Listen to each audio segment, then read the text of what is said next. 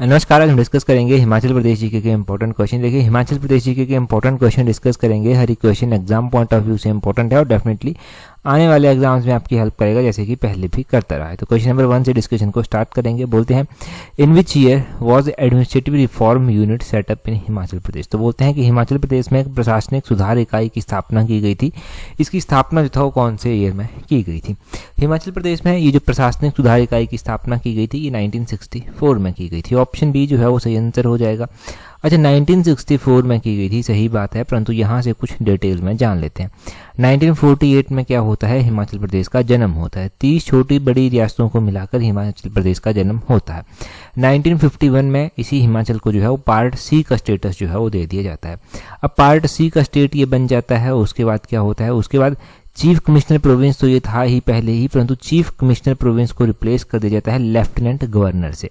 Lieutenant governor से इसको replace कर दिया जाता है और 36 मेंबर लेजिस्लेटिव असेंबली जो है वो बनाई जाती है। इसका पहली बार इलेक्शन इसके होते हैं और आपने ध्यान रखना है कि फर्स्ट टाइम जो इलेक्शन होते हैं वो इलेक्शन में कांग्रेस पार्टी जो है वो विजेता के रूप में सामने आती है। 24 सीट्स जीतकर जो है वो कांग्रेस लाती है और डॉक्टर यशवंत सिंह परमार जो है वो मुख्यमंत्री बन जाते हैं। पहले मुख्यमंत्री ये हिमाचल प्रदेश के बन गए और यहाँ पर जो कैबिनेट बनाई गई थी वो थ्री मेंबर मिनिस्टर कैबिनेट जो था वो बनाई गई थी। ये भी ध्यान रखना है 1952 में। और उसके बाद एक एडमिनिस्ट्रेटिव रिफॉर्म यूनिट जो है वो स्थापित किया जाता है 1964 में। और इसका काम क्या होता है? इसका काम होता है कि डिटेल स्टडी की जाए और फील्ड वर्क को कैरी ऑन किया जाए। जो भी एडमिनिस्ट्रेटिव मशीनरी से रिलेटेड है गवर्नमेंट की, वो प्रशासनिक कार्य को देखना, इसका जो था वो मकसद था। 1964 में इस तरह का यूनिट बनाया जाता है। इससे पहले 1956 में क्या होता है? केंद्र शासित प्रदेश का दर्जा हिमाचल को मिल जाता है। ये जो केंद्र शासित प्रदेश का दर्जा हिमाचल को मिलता है ये इसी तरह चलता रहता है और 1971 में जो है वो हिमाचल एक फुल फ्लेज्ड स्टेट के रूप में बनता है और 1971 में हिमाचल जो है वो फुल फ्लेज्ड स्टेट बनता है इंडिया का 18वें नंबर का। ये भी ध्यान रखना है। अगला क्वेश्चन देखते हैं। अगले क्वेश्चन में क्या बोलते हैं? The unemployment rate in Himachal Pradesh has risen about what percentage from 2021-2022 to 2022-23। तो बोलते हैं कि हिमाचल प्रदेश में बेरोजगारी दर 2021-22 से 2022-23 तक लगभग कितने प्रतिशत जो है वो बढ़ी है। अगर हम हिमाचल में अनएम्प्लॉयमेंट रेट की बात करते हैं कि बेरोजगारी दर हिमाचल में कितनी बढ़ी है 2021-22 से 2022-23 के बीच में, तो ये भी इंपॉर्टेंट क्वेश्चन जो है वो हो जाता है। तो अनएम्प्लॉयमेंट रेट जो है वो हिमाचल में 0.4%, ऑप्शन बी जो है वो सही आंसर हो जाएगा। 0.4% जो है वो अनएम्प्लॉयमेंट रेट जो है वो हिमाचल प्रदेश में बढ़ता है। अब किस तरह से ये बढ़ता है, कितना पहले होता है और कितना बाद में चलकर हो जाता है, वो हम देखेंगे यहाँ पर। अनएम्प्लॉयमेंट रेट का किस्सा इस तरह से है कि अनएम्प्लॉयमेंट रेट हिमाचल प्रदेश में पहले 4.0% होता है 2021-22 में और 2022-23 में ये बढ़कर 4.4% हो जाता है। और 4.4 और 4.0 के बीच का अगर आप डिफरेंस देखेंगे तो 0.4% जो है ये इंक्रीज हमें देखने को मिलता है। ये आपने ध्यान रखना है, 0.4%। और अनएम्प्लॉयमेंट रेट में अगर हम बात करें यहाँ पर तो ये जो है ना, ये 3.3% जो है वो मेल्स के लिए है, 3.8% जो है वो फीमेल्स के लिए है रूरल एरिया में। और इसी को अगर हम अर्बन एरिया में देखेंगे अनएम्प्लॉयमेंट रेट को, तो ये अनएम्प्लॉयमेंट रेट रूरल एरिया में अर्बन एरिया में किस तरह से, इनके शहरी क्षेत्रों में ये 6.3% है मेल्स के लिए, 30.6% ही है ये फीमेल्स के लिए। तो ये शहरी क्षेत्रों में आंकड़ा कुछ और है, ग्रामीण क्षेत्रों में आंकड़ा कुछ और है, वो भी आपने थोड़ा सा ध्यान रख लेना है। इसके अलावा भी यहाँ से क्वेश्चन बनते हैं। कैसे क्वेश्चन बनते हैं? क्वेश्चन बन जाएगा यहाँ से कि 2022-23 में हिमाचल का अनएम्प्लॉयमेंट रेट तो ये था, परंतु इंडिया का अनएम्प्लॉयमेंट रेट क्या था। 2022-23 का डाटा देखेंगे कि आप इंडिया का अनएम्प्लॉयमेंट रेट क्या था, तो ऑल इंडिया का जो है वो 3.2 ये जो था वो अनएम्प्लॉयमेंट रेट था 2022-23 में। और यही अनएम्प्लॉयमेंट रेट 2021-22 में पूरे इंडिया का क्या था, 4.1% था। ये भी आपने ध्यान रखना है। और दूसरी ओर आपने अदर स्टेट का ध्यान रखना है। अदर स्टेट अगर हम उत्तराखंड की बात करें, उत्तराखंड की अगर हम यहाँ पर बात करते हैं तो उत्तराखंड का सबसे पहले का जो डाटा हम देखेंगे वो 2021-22 का देखेंगे। 7.8% यहाँ पर अनएम्प्लॉयमेंट रेट था 2021-22 में और 2022-23 में ये बढ़कर कितना हो गया, 2022-23 में ये बढ़कर हो गया 4.5%। ये कम हुआ, यहाँ पर बड़ा नहीं, ये कम हो गया, 4.5% हो जाता है। उसके बाद पंजाब की अगर हम बात करें तो पंजाब में 2021-22 में ये 6.4% जो है वो होता है और 2021-22 के बाद 2022-23 में ये 6.1% जो है वो हो जाता है। पंजाब भी इम्पोर्टेंट स्टेट है। और उसके अलावा हरियाणा की भी बात कर लें तो हरियाणा का जो अनएम्प्लॉयमेंट रेट है वो पहले 9 हुआ करता था, 9 हुआ करता था, 9 2021-22 में हुआ करता था, 9 के बाद ये कम हो गया 2022-23 में, और ये कम होकर 6.1% जो है वो आ जाता है। 6.1% जो है ये आ जाता है, ये भी आपने ध्यान रखना। तो ये मैंने अदर स्टेट का आपको बता दिया, किस किस का, पूरे इंडिया का पहले हमने जाना, फिर हमने उत्तराखंड का जाना, फिर हमने पंजाब का जाना, और लास्ट में हमने हरियाणा का जान लिया। तो इतना काफ़ी है यहाँ से। अगला क्वेश्चन देखते हैं क्या बोलते हैं यहाँ पर, which goddess is worshipped during the Trilokinath fair of Sirmaur district of Himachal Pradesh. Himachal Pradesh के सिरमौर जिले में त्रिलोकपुर मेला जो है वो लगता है। तो इस मेले में किसकी पूजा की जाती है, ये क्वेश्चन पूछा जाता है। तो त्रिलोकपुर मेले में जो है वो माता बाला सुंदरी की पूजा की जाती है। ऑप्शन ए जो है वो सही आंसर हो जाएगा। पहला क्वेश्चन ये बन जाएगा, त्रिलोकपुर टेम्पल कहाँ पर स्थित है, तो ये सिरमौर में स्थित है। क्वेश्चन इस तरह से भी बनता है कि माता महामाया बाला सुंदरी का मंदिर कहाँ पर स्थित है, तो वो भी कहाँ पर है, वो सिरमौर में ही स्थित है। कौन से आर्किटेक्ट स्टाइल में ये बना हुआ है, तो ये जो है वो डोम आर्किटेक्ट स्टाइल में बना हुआ है। डोम आर्किटेक्ट स्टाइल कौन सा आर्किटेक्ट स्टाइल है, जिसमें हमारे शक्तिपीठ मुख्य रूप से बनाए गए हैं, जैसे कि ज्वाराजी माता का मंदिर हो गया, नैना देवी माता का मंदिर हो गया। इस तरह के मंदिर जो है ये डोम आर्किटेक्ट स्टाइल में बने हुए हैं। डिस्ट्रिक्ट सिरमौर की ही अगर हम बात कर लें कि इंपॉर्टेंट टेम्पल यहाँ पर कौन कौन से आते हैं, तो डिस्ट्रिक्ट सिरमौर के इंपॉर्टेंट टेम्पल आपने ध्यान रखना है कि यहाँ पर जो है एक तो पतलियां ज्योतिर्लिंग है वो भी यहाँ पर आता है, वो आपने ध्यान रख लेना। देवी का मंदिर यहाँ पर आता है, वो पोंटा साहिब में आता है, ये भी आपने ध्यान रखना है। एक गायत्री माता का मंदिर जो है वो सिरमौर में भी आता है। ये left bank of Renuka river जो है वो स्थित है, रेणुका रिवर के लेफ्ट बैंक में स्थित है गायत्री माता का मंदिर, ये भी आपने ध्यान रखना है। तो ये सिरमौर के मंदिर जो है वो मुख्य रूप से हो गए। ठीक है जी, ये आपने नोट कर लेने हैं। और आपने साथ में ध्यान रखना है कि हिमाचल के जो मंदिर हम अक्सर रिवाइज करते हैं, तो सबसे पहले मैं चंबा डिस्ट्रिक्ट के ऊपर जो है फोकस करता हूँ। चंबा के मुख्य रूप से जो मंदिर हैं वो कौन कौन से और कौन कौन से आर्किटेक्ट स्टाइल में बने हुए हैं, ये मैंने इतनी बार रिवाइज करवाए हैं कि अब तक याद हो भी गए होंगे। जैसे कि 84 टेम्पल हो गया, ये 9th सेंचुरी का टेम्पल है, और इसको 84 यानी कि 84 मंदिर यहाँ पर है, तो इसको 84 टेम्पल भी कहते हैं। छतराड़ी टेम्पल हो गया, जिसको जो है वो शक्ति देवी टेम्पल भी कहते हैं। ये मंदिर जो है वो छतराड़ी डिस्ट्रिक्ट चंबा में स्थित है और पेंटरूफ आर्किटेक्ट स्टाइल में बना हुआ है। लक्ष्मी नारायण मंदिर हो गया, ये मंदिर 6 मंदिरों का समूह है और शिखर आर्किटेक्ट स्टाइल में बना हुआ है। मणिमहेश मंदिर हो गया, ये नगाड़ा आर्किटेक्ट स्टाइल में बना हुआ है और राजा मेरुवर्मन हुआ करते थे उस टाइम ये बनाया गया था। राजा मेरुवर्मन के कार्यकाल के दौरान ही जो था वो लक्षणा देवी टेम्पल भी जो था वो बनवाया गया था, और राजा मेरुवर्मन के कार्यकाल के दौरान ही जो था वो गणेश टेम्पल भी एक बनवाया गया था चंबा में, ये भी ध्यान रखना है। और जो शक्ति देवी टेम्पल हमने पढ़ा, ये भी राजा मेरुवर्मन के कार्यकाल के दौरान ही चंबा में बनवाया गया था। डिस्ट्रिक्ट चंबा और डिस्ट्रिक्ट सिरमौर ये हमने जान लिया। अगला क्वेश्चन देखते हैं हमारे पास क्या पूछते हैं। अगले क्वेश्चन में बोलते हैं around which month is Chairwal festival celebrated in Himachal Pradesh. तो बोलते हैं कि हिमाचल प्रदेश में ये चैरवल फेस्टिवल मनाया जाता है, परंतु कौन से महीने में जो है ये चैरवल फेस्टिवल जो है मनाया जाता है। देखो, ये चैरवल त्यौहार हिमाचल प्रदेश में मनाया जाता है। हिमाचल प्रदेश में ये चैरवल फेस्टिवल जो है बादों के महीने में मनाया जाता है। बादों ऑप्शन सी जो है वो सही आंसर हो जाएगा। इंपॉर्टेंट फेयर और फेस्टिवल हमने लास्ट पार्ट में भी जो था वो रिवाइज किए थे, परंतु मिशन एलाइट के इस पार्ट में भी ये रिवाइज होंगे, क्योंकि ये देखो हिमाचल में हिमाचल देखने में तो 55,673 स्क्वायर किलोमीटर है, परंतु यहाँ पर बहुत सारे फेयर फेस्टिवल मनाए जाते हैं। यहाँ का कल्चर ही जो है वो बहुत ज़्यादा है। तो इस तरह से ये चीज़ें हम बार बार रिवाइज करते हैं और ये याद रह जाती हैं। यहाँ पर एक नज़र डालते हैं फेयर फेस्टिवल को। शिवरात्रि मेला जो है ये शिवरात्रि मेला फाल्गुन के महीने में लगता है। शहर मेला जो है वो 1 असौज को लगता है। मणिमहेश यात्रा जो है ये श्री कृष्ण जन्माष्टमी को जो है वो लगती है। मणिमहेश यात्रा जो है राधाष्टमी को समाप्त हो जाती है। फुल्लैज फेस्टिवल बादों के महीने में और असौज के महीने में लगता है, यानी कि सितंबर जैसे महीने में जो है ये लगता है। और अगर हम बात करें लदराचा मेले की, तो लदराचा मेला जो है ये जुलाई अगस्त के महीने में जो है वो लगता है। चैरवल फेस्टिवल यहाँ पर आ गया, बादों के महीने में मनाया जाता है।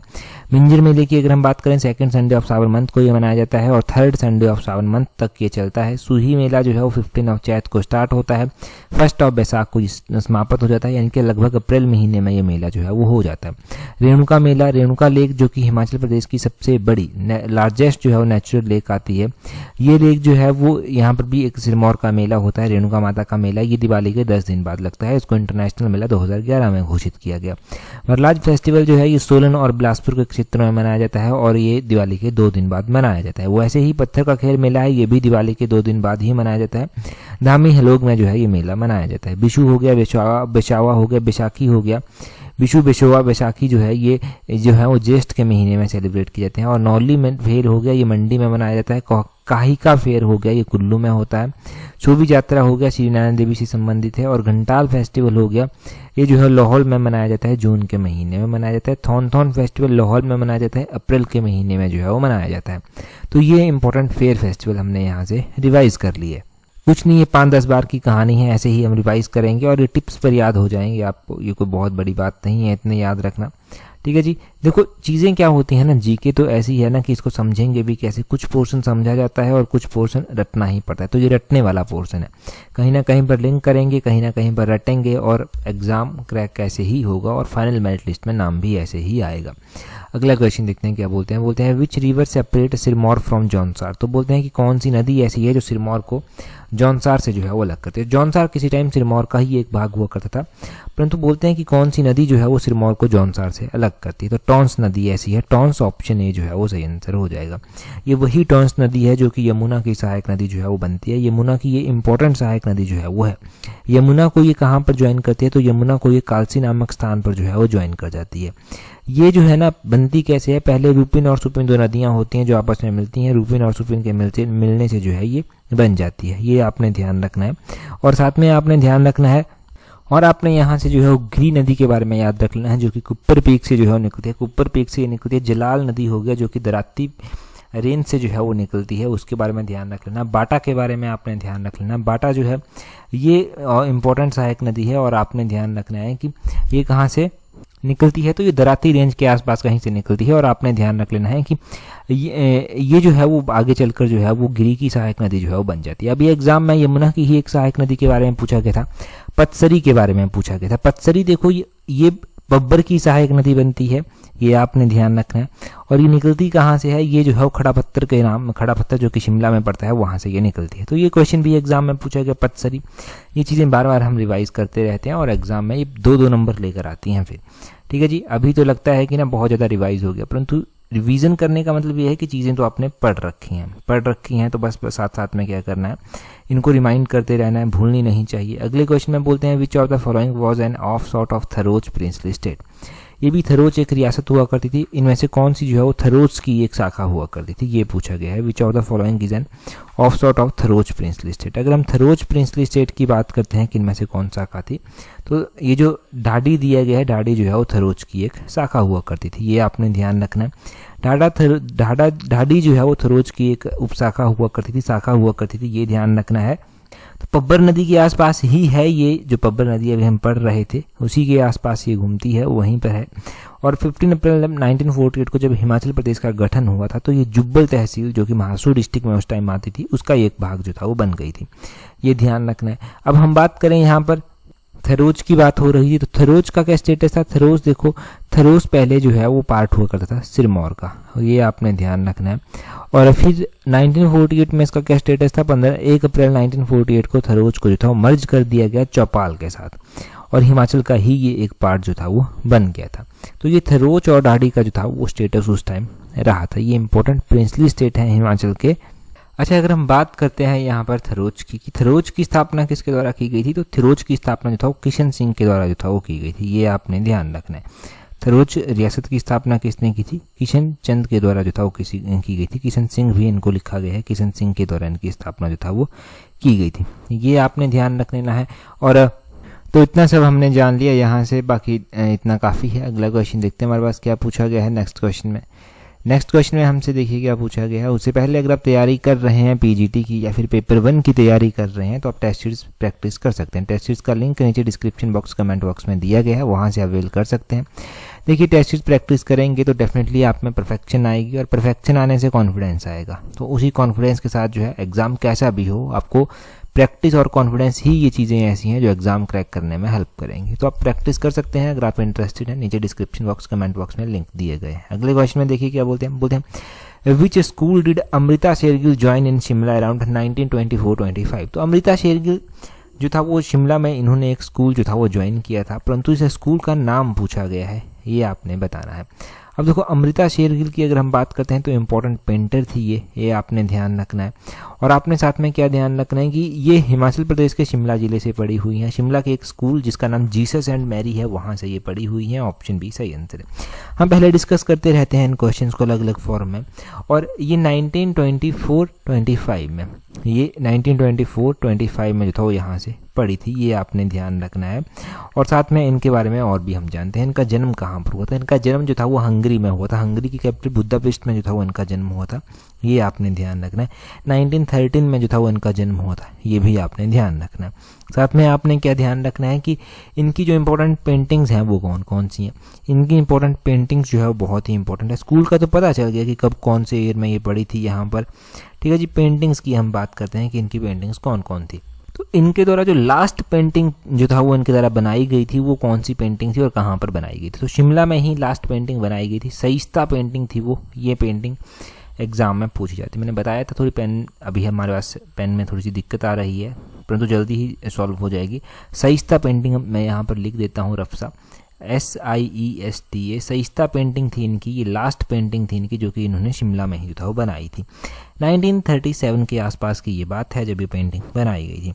इंपॉर्टेंट पेंटिंग्स इनकी अमृता शेरगिल की कौन कौन सी हैं, तो इनकी पेंटिंग्स हैं सिटिंग न्यूड हो गया, ब्लैक न्यूड हो गया, यंग गर्ल इनकी पेंटिंग है, वो आपने ध्यान रखना है। मदर इंडिया इनकी पेंटिंग है, वो आपने ध्यान रखना है। वुमेन ऑन बीच इनकी एक पेंटिंग है। गर्ल विद पिक्चर इनकी एक पेंटिंग है, वो आपने ध्यान रखनी है। मदर एंड चाइल्ड इनकी एक पेंटिंग है, वो आपने ध्यान रखनी है। कैमल इनकी एक पेंटिंग है, वो आपने ध्यान रखनी है। तो ये इनकी इंपॉर्टेंट पेंटिंग्स थी। बहुत सारी पेंटिंग्स इनके द्वारा बनाई गई थी, मैंने तो इंपॉर्टेंट वन आपको रिवाइज करवा दी। रिवीजन करने का मतलब ये है कि एग्जाम में पेंटिंग मैच करने को दी जाए तब सॉल्व आप क्वेश्चन को कर पाएँ, डायरेक्टली पूछा जाए तब तो हो ही जाएगा। और इनकी एक पेंटिंग द स्टोरी टेलर, ये पेंटिंग जो था वो इसकी ऑक्शन जो था वो हुई थी और ऑक्शन जो था वो बड़ी हाईएस्ट तक गई थी। 61.8 करोड़ तक इनकी पेंटिंग जो था इसकी ऑक्शन जो था वो गई थी, ये भी आपने ध्यान रखना है। 2023 के आसपास की ही ये बात है शायद। तो अगला क्वेश्चन देखते हैं हमारे पास। अमृता शेरगिल जी के बारे में हमने जान लिया, कोई भी क्वेश्चन पूछा जाता है तो डेफिनेटली क्रैक हो ही जाएगा। नेक्स्ट क्वेश्चन में यहाँ पर बोलते हैं the revenue collection of the transport department up to 31 December 2023। तो हिमाचल में ट्रांसपोर्ट डिपार्टमेंट जो है उसकी जो रेवेन्यू कलेक्शन थी वो कितनी हुई, ये आपने बताना है। तो 31 दिसंबर 2023 तक अगर हम परिवहन विभाग के राजस्व संग्रह की बात करते हैं कि इसका जो है वो टोटल रेवेन्यू कलेक्शन कितना था, तो वो था 581.13 करोड़। ऑप्शन सी जो है वो सही आंसर हो जाएगा। ये भी देखो ऐसे क्वेश्चंस तो पब्लिक सर्विस कमीशन के फेवरेट माने जाएंगे, ताकि वो चाहे वो एलाइड का एग्जाम हो गया, HS जैसा एग्जाम हो गया, कोई भी पब्लिक सर्विस कमीशन के एग्जाम हो गए, पेपर 1 ही क्यों ना हो जाए, ये फेवरेट क्वेश्चन माने जाते हैं पब्लिक सर्विस कमीशन के। चाहे वो स्टेटमेंट बना देगा, डायरेक्टली पूछ लेगा, मैच करने को दे देगा, कुछ भी मतलब क्वेश्चन तो पूछ ही लेगा ऐसे करके। तो 581 करोड़ जो है वो हम ये मान के चलते हैं कि ये जो है वो 31 दिसंबर 2023 तक रेवेन्यू कलेक्शन थी ट्रांसपोर्ट डिपार्टमेंट की हिमाचल में। अगर हम इसी ट्रांसपोर्ट डिपार्टमेंट की बात करते हैं कि कितने लोगों को यहाँ से रोजगार मिलता है, तो ट्रांसपोर्ट डिपार्टमेंट से हिमाचल में लगभग 33,967 लोगों को जो है वो रोजगार मिलता है। ये डाटा 31 दिसंबर 2023 तक का ही है, जो ये हमारे पास जो डाटा है। अगर हम बात करते हैं ट्रांसपोर्ट डिपार्टमेंट की ही यहाँ पर हिमाचल में, देखो हिमाचल प्रदेश में जो है वो आपने ध्यान रखना है कि ट्रेन करने के लिए, ड्राइविंग में लोगों को ट्रेन करने के लिए 384 ड्राइविंग ट्रेनिंग स्कूल जो है वो हैं, ये आपने ध्यान रखना है। ये लाइसेंस्ड हैं, जिनको लाइसेंस दिया गया है अच्छे से। और अगर हम बात करें यहाँ पर ही हिमाचल प्रदेश में ही कि पॉल्यूशन चेक सेंटर कितने हैं, तो 262 पॉल्यूशन चेक सेंटर जो है वो हिमाचल प्रदेश में है, ये भी आपने ध्यान रखना है। और अभी तो देखो हिमाचल जो है वो इलेक्ट्रॉनिक व्हीकल्स की ओर बढ़ रहा है, तो इलेक्ट्रॉनिक व्हीकल्स की ओर बढ़ रहा है, तो वो भी इम्पोर्टेंट है। हिमाचल जैसे कि ई स्कूटी खरीदने पर जो है वो अभी लड़कियों को जो है वो सब्सिडी दे रहा है, बहुत सारी स्कीम्स हैं, गिरिराज पत्रिका में हम आए दिनों पढ़ते रहते हैं। इसके अलावा आपने क्या ध्यान रखना है, इसके अलावा आपने ध्यान रखना है कि हिमाचल प्रदेश में अगर हम बात करें कि टोटल जो ट्रांसपोर्ट और नॉन ट्रांसपोर्ट व्हीकल हैं वो कितने रजिस्टर्ड हैं। टोटल व्हीकल जो रजिस्टर्ड हैं 31 दिसंबर 2023 तक, वो आपने 22,43,524 व्हीकल्स जो है वो याद रखने। एग्ज़ाम में ना ये सारी चीज़ें देखो कैसे याद रहेंगी, जैसे मैंने 22 लाख बता दिया, तो 22 लाख से आपको थोड़ा थोड़ा याद रह जाएगा। और एग्ज़ाम में ना डेफिनेटली इतने पास ऑप्शंस नहीं दिए जाएंगे। अगर दिए जाएंगे तो क्वेश्चन नहीं डाटा याद होगा, तो क्वेश्चन छोड़ना ही बेटर होता है, क्योंकि इन क्वेश्चंस में तुक्के की कोई गुंजाइश होती ही नहीं है। नेक्स्ट क्वेश्चन देखते हैं हमारे पास क्या पूछा गया है। अगर आप देखो एलाइड की तैयारी कर रहे हैं तो एलाइड की टेस्ट सीरीज आप अवेल कर सकते हैं। टेस्ट सीरीज का लिंक नीचे डिस्क्रिप्शन बॉक्स कमेंट बॉक्स में दिया गया, वहाँ से अवेल कर लेना। एलाइड के लिए देखो HS का एग्ज़ाम तो हो गया है, अब HS का एग्ज़ाम जैसा हुआ हो गया, परंतु अभी एलाइड की अपॉर्चुनिटी है, तो उसको अवेल करने की कोशिश कीजिए और प्रैक्टिस उसके लिए अच्छे से कीजिए। आगे बोलते हैं which of the following state was established by descendant of Prithviraj Chauhan. तो बोलते हैं कि इनमें से कौन सा स्टेट, कौन सा प्रिंसली स्टेट ऐसा है जो पृथ्वीराज चौहान के डिसेंडेंट यानी कि वंशजों के द्वारा जो था वो बनाया गया था, ये माना जाता है। अगर हम बात करें इनमें से कौन सा प्रिंसली स्टेट ऐसा है, तो धामी प्रिंसली स्टेट ऐसा है जो माना जाता है कि पृथ्वीराज चौहान के वंशजों के द्वारा इसकी स्थापना जो था वो की गई थी। ये आपने ध्यान रखें। अगर हम पूरा धामी के बारे में बात कर लें कि धामी की स्थापना किसने की थी, क्या यहाँ पर राजधानी थी, जो भी बात होती है, धामी की स्थापना पृथ्वीराज चौहान के वंशजों के द्वारा की गई थी और गोविंद पाल थे जिनके द्वारा इसकी स्थापना की गई थी। इसकी कैपिटल जो था वो हल्लोग में होती थी और इसकी कैपिटल जब HPSSC पेपर करवाता था तो HPSSC इसकी कैपिटल बहुत बार पूछ चुका है। मतलब कोई भी रैंडम सा पेपर उठाएंगे तो उसकी कैपिटल आपको मिल जाएगी, इतना मतलब इतनी बार कैपिटल पूछी गई है। और साथ में अगर हम बात करें कि इसके लास्ट रूलर जो था वो कौन थे, तो लास्ट रूलर थे इसके दिलीप सिंह, उनका नाम आपने ध्यान रखना है। जब गोरखाओं के द्वारा धामी पर अटैक किया गया था तब दलेर सिंह यहाँ के शासक जो था वो हुआ करते थे, उनके बारे में भी आपने ध्यान रखना है। धामी गोलीकांड कब हुआ था वो आप कमेंट करके जो है बताएंगे, वो आप कमेंट करके जल्दी से बता दीजिए। 15 अप्रैल 1948 को जो था वो धामी शिमला जिले का भाग जो था वो बन गया था, ये आपने नोट करना है। नेक्स्ट क्वेश्चन में देखते हैं क्या बोलते हैं। नेक्स्ट क्वेश्चन में बोलते हैं which of the following glacier is situated in Chandra valley. तो बोलते हैं कौन सा ग्लेशियर जो है वो चंद्रा वैली में जो है वो स्थित है। अगर हम इंपॉर्टेंट ग्लेशियर्स की बात करते हैं, कुछ ऐसे ग्लेशियर्स हैं जो चंद्रा वैली में है, कुछ ऐसे ग्लेशियर्स हैं जो भागा वैली में जो है वो आते हैं। चंद्रा और भागा दो अलग अलग नदियाँ भी हैं और वैलीज भी हैं। तो चंद्रा और भागा जहाँ पर मिलती हैं उसको तांदी कहते हैं, तांदी उसको कहते हैं। और चंद्रा वैली में जो ग्लेशियर्स आते हैं उनमें पाचा ग्लेशियर आता है, उनमें तप्पन ग्लेशियर आता है, उनमें बोलुंग ग्लेशियर आता है, उनमें समुद्री ग्लेशियर आता है। तो ये चारों के चारों ही ग्लेशियर यहाँ पर आते हैं। इसका option D all of this जो है वो सही आंसर हो जाएगा। अगर हम चंद्रा वैली के ग्लेशियर्स की बात करते हैं तो छोटा सिगड़ी ग्लेशियर हो गया, पाचा ग्लेशियर हो गया, कुल्टी ग्लेशियर हो गया, शिफ्टिंग ग्लेशियर हो गया, तप्पन हो गया, गेफांग हो गया, बोलुंग हो गया, समुद्री हो गया, ये सारे ग्लेशियर जो हैं चंद्रा वैली में आते हैं। भागा वैली में लेडी ऑफ केलोंग ग्लेशियर आता है, मुकिला ग्लेशियर आता है, मिलांग ग्लेशियर यहाँ पर आता है। यही ग्लेशियर्स यहाँ पर आते हैं भागा वैली में, तो वो आपने ध्यान रखने। साथ में आपने ध्यान रखना है कि बड़ा सिगड़ी ग्लेशियर के बारे में अभी एग्जाम में पूछा भी गया था। क्या पूछा गया था बड़ा सिगड़ी ग्लेशियर के बारे में, वो भी आपको पता होना चाहिए। देखिए स्टेटमेंट देखिए जो था वो क्वेश्चन बनाया गया था कि वॉकर और E.H. पॉस्को के द्वारा जो है वो इस ग्लेशियर को जो है वो सर्वे किया गया था, बड़ा सिगड़ी ग्लेशियर का। वो कब 1906 में जो था वो किया गया था। बिल्कुल सही बात है, 1906 में जो था वो इस ग्लेशियर का सर्वे जो था वो इनके द्वारा किया गया था। वॉकर और पॉस्को थे जिनके द्वारा इस ग्लेशियर का जो था वो सर्वे किया गया था। कहा जाता है कि बड़ा सिगड़ी ग्लेशियर जो है वो हिमाचल का लार्जेस्ट ग्लेशियर है और बड़ा सिगड़ी ग्लेशियर के द्वारा 1936 में एक भारी तबाही जो था वो मचाई गई थी। इस तबाही से ही जो था वो क्या हुआ था कि चंद्रताल झील जो था वो बनी थी। और कहा जाता है कि चंद्रा वैली में जो है ये ग्लेशियर आता है, ये आपने ध्यान रखना है। तभी तो इसने चंद्रा वैली में तबाही मचाई और वहीं पर जो है वो चंद्रताल झील का जो है वो निर्माण देखने को मिलता है। चंद्रताल और सूरजताल ये भी दो झीलें हैं जो कि लाहौल स्पीति में जो है वो पड़ती हैं। लाहौल स्पीति की इंपॉर्टेंट लेक्स कौन कौन सी हैं वो आप देखिए, आपको पता होनी चाहिए। चंद्रताल हो गया, सूरजताल हो गया, इसके अलावा जो है वो यामसो लेक हो गया, दीपक ताल हो गया, ये आपने ध्यान रखनी है। अभी आप मुझे कमेंट करके बता दीजिए। आजकल देखो करेरी जो है ना वो एक लेक भी है और करेरी ट्रैक भी है, तो ये कहाँ पर कौन से डिस्ट्रिक्ट में स्थित है। बहुत सारे लोग आजकल यहाँ पर जाते हैं, अक्सर चर्चा में भी ये आ जाता है। तो करेरी लेक और करेरी ट्रैक ये आप जल्दी से कमेंट करके बता दीजिए कि कौन से डिस्ट्रिक्ट में जो है ये स्थित है। ये इंपॉर्टेंट है। अभी मैं पहले आपसे एक क्वेश्चन पूछ लेता हूँ, उसके बाद हम हिमाचल के मैप में कुछ एक डिस्ट्रिक्ट्स को जो है वो देखेंगे ताकि रिवीजन हो सके और आपको जो है ये हिमाचल का मैप एक माइंड में जो है वो एक ग्राफ साइज का बन सके। क्वेश्चन पहले इसलिए पूछ लूँगा कि अगर किसी को ये मैप याद है तो वो स्किप भी कर पाएगा। फिर क्वेश्चन देखिए जी, काफ़ी इंपॉर्टेंट क्वेश्चन है। लास्ट वीडियो में हमने पहला ही मिशन एलाइड में पहला ही क्वेश्चन डिस्कस किया था। बोलते हैं which of the following river divides बल वैली रफली इनटू 2 पार्ट। तो बोलते हैं कि इनमें से कौन सी नदी जो है वो बल वैली को मोटे तौर पर 2 भागों में विभाजित कर देती है, 2 भागों में बांट देती है। तो 4 ऑप्शंस आपके पास दिए गए हैं, कौन सी इनमें से आपको बताना है कि कौन सी नदी, कौन सी खड्ड ऐसी है जो बल वैली को जो है वो रफली 2 भागों में बांट देती है। जल्दी से कमेंट करके बता दीजिए। अभी हम देखेंगे इंपॉर्टेंट डिस्ट्रिक्ट्स को, हिमाचल के इंपॉर्टेंट डिस्ट्रिक्ट्स को देखेंगे।